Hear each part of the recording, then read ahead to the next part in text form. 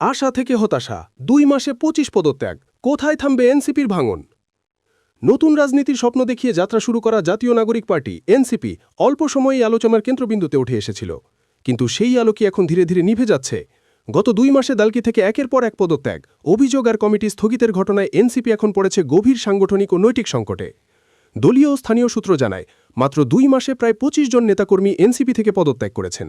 পদত্যাগের পেছনে যেসব অভিযোগ সামনে এসেছে তার মধ্যে রয়েছে অভ্যন্তরীণ অনিয়ম যাচাই বাছাই ছাড়াই কমিটি গঠন বিতর্কিত ও অযোগ্য ব্যক্তিদের পদায়ন দলীয় নীতি থেকে বিচ্যুতি এবং অন্য রাজনৈতিক দলের সঙ্গে সম্পৃক্ততার অভিযোগ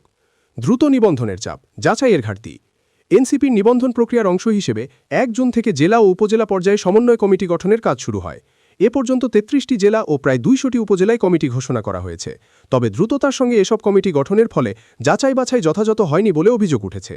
দলের ভেতর থেকেই অভিযোগ এসেছে আওয়ামী লীগ ও বিএনপির পরিবারের সদস্যদের পদায়ন আর্থিক লেনদেনের মাধ্যমে দায়িত্ব বণ্টন এবং দলীয় নীতির পরিপন্থী সিদ্ধান্ত নেয়ার ঘটনায় এনসিপির আদর্শিক অবস্থান প্রশ্নের মুখে পড়েছে